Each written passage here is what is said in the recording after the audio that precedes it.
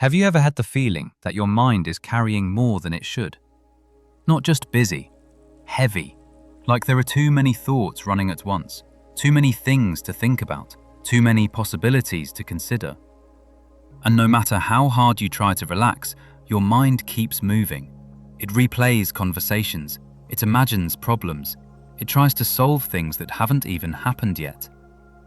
And after a while, it begins to feel like something must be wrong with you, like your mind is simply too much to handle. But what if that conclusion is wrong? What if the reason your mind feels overwhelming isn't because something is broken inside you? What if it's because your mind is doing something it was designed to do, just far more aggressively than it needs to? In the next few minutes, you're going to understand why your mind feels overloaded, why the thoughts keep coming, and why the feeling of overwhelm is far more common than most people realize. And once you see what's actually happening, the experience of your mind begins to change. Not because the thoughts disappear, but because you start seeing them differently. Most people who feel overwhelmed by their mind share the same quiet experience. Their thoughts never seem to stop. One thought leads to another, then 5 more. You remember something awkward you said yesterday, your mind immediately starts reviewing it. What did they think? Did it sound strange? Should you have said something different? Then suddenly, you're imagining the next time you see that person, how the conversation might go, what you should say, what might happen. All of this happening in a few seconds. Then something else appears, something you need to do tomorrow, something you forgot last week, something you might be falling behind on. And before you even realize it, your mind is juggling 10 different things at once. Each thought feels important. Each thought feels like it deserves your attention. So you follow them, one by one, trying to solve them, trying to understand them, trying to manage them. Until eventually, it feels like your mind is simply too much. Too many thoughts, too many worries, too many things to hold at once. But something interesting is happening underneath all of this. Your mind believes it is helping you. Every thought it produces has the same goal: protection. It is constantly scanning for problems, looking for mistakes, anticipating situations, trying to make sure nothing goes wrong. From the mind's perspective, constant thinking feels responsible. It feels prepared. It feels necessary. If the mind stops analyzing, maybe something important will be missed. If it stops reviewing situations, maybe a mistake will happen again. If it stops predicting outcomes, maybe danger will appear unexpectedly. So it keeps talking, constantly. But here's the part most people never question. Just because your mind produces a thought doesn't mean that thought deserves your full attention. Yet most people treat every thought like a command. If the mind worries, they worry. If the mind criticizes, they believe it. If the mind predicts problems, they start preparing for them, without ever asking a simple question. Who exactly is hearing all of these thoughts? Because if you pause for a moment, something subtle becomes visible. The thoughts appear, but you notice them. The mind speaks, but you hear it. The commentary continues, but something in you is aware that it's happening. That difference is small, but it changes everything. Because if you can notice the voice in your mind, you cannot be the voice itself. You are the one hearing it. And once that becomes clear, something important begins to shift. The feeling of overwhelm starts to make more sense, because overwhelm often isn't caused by thoughts.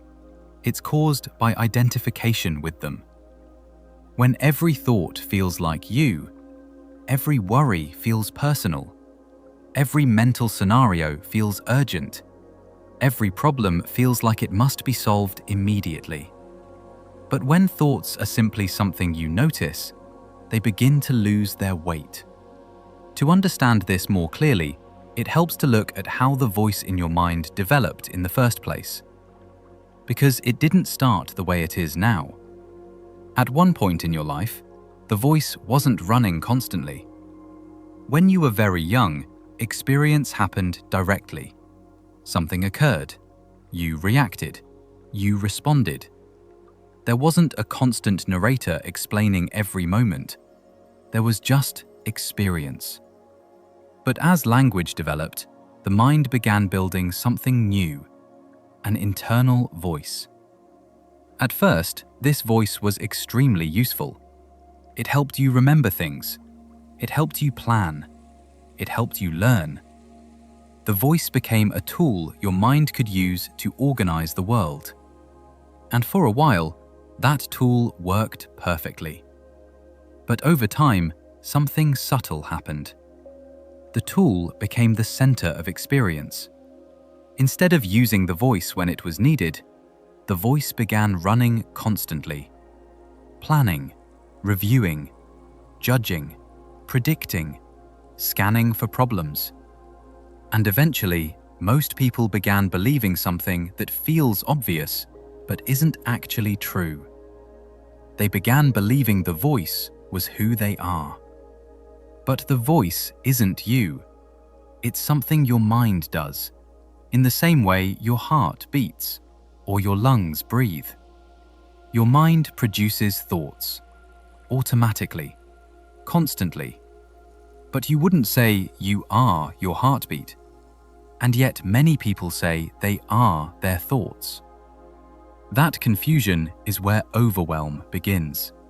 Because when you believe every thought is you, your entire identity becomes tangled inside the noise. And the mind never stops producing noise. This pattern is something I explore more deeply in You're Not Broken, You're Overwhelmed. Especially why the mind becomes so loud when it's trying too hard to manage everything. But once you see what's happening, the relationship with that voice begins to change. The voice continues, but you start noticing it. The mind reacts. But you see the reaction happening.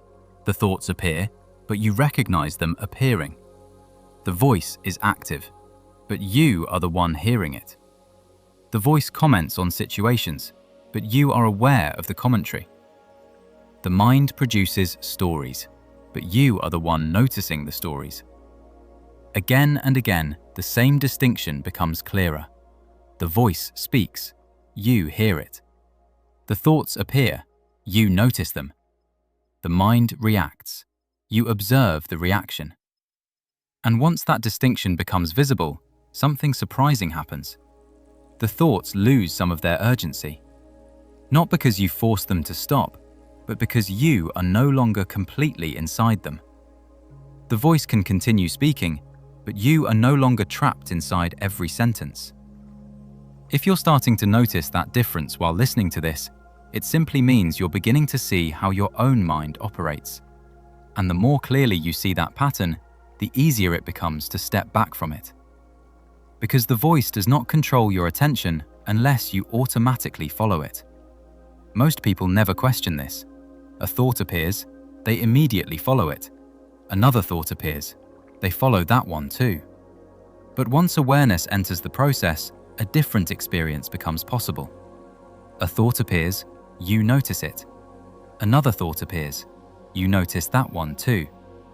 The voice speaks, you hear it, but you don't automatically move inside every thought it produces. This is where the sense of overwhelm begins to soften, because the mind may still produce 10 thoughts, but you are no longer carrying all 10. You are simply noticing them appear. And when that happens consistently, something becomes very obvious. You are not the noise. You are the one aware of the noise. You are not the voice. You are the one hearing it. You are not the thoughts. You are the awareness in which the thoughts appear. Once that becomes clear, a strange thing begins happening in everyday life. You start noticing the voice earlier. Instead of getting lost in 10 minutes of thinking, you notice the thought after a few seconds. Instead of replaying a conversation for an hour, you catch the voice halfway through the story. And each time you notice it, space appears. The voice continues, but it feels lighter, less urgent, less controlling. Because it is no longer your identity. It is simply mental activity happening inside awareness. The process itself is surprisingly simple. During the day, the mind begins producing thoughts, planning something, judging something, predicting something. And suddenly you notice it. You see the thought happening. That moment of noticing is important, because noticing means the thought is being observed. And if it is being observed, you are not the thought. Sometimes people gently label it, not with frustration, just recognition. There's the voice again. And immediately a little distance appears. The mind keeps talking, but you are no longer standing inside the conversation. Then attention naturally returns to something simple: the feeling of breathing, the sound of the room, the physical sensation of sitting or walking. Nothing dramatic, just reality. The voice might still be running quietly in the background, but it is no longer the center of your experience. It becomes something similar to a radio playing in another room. You can hear it, but you're not sitting directly in front of it. And over time, something interesting happens. The voice still appears, but it appears less aggressively, because it is no longer receiving constant attention. It simply becomes background activity, useful when needed, quiet when not. And underneath that activity, something else becomes noticeable. A kind of stillness that was always there. Not something you create, not something you force, just the quiet awareness that has been present the entire time. The voice appears inside that awareness. The thoughts move through that awareness. But the awareness itself remains steady. That is the part of you that was never overwhelmed, because that part of you is not the noise. It is the space in which the noise appears.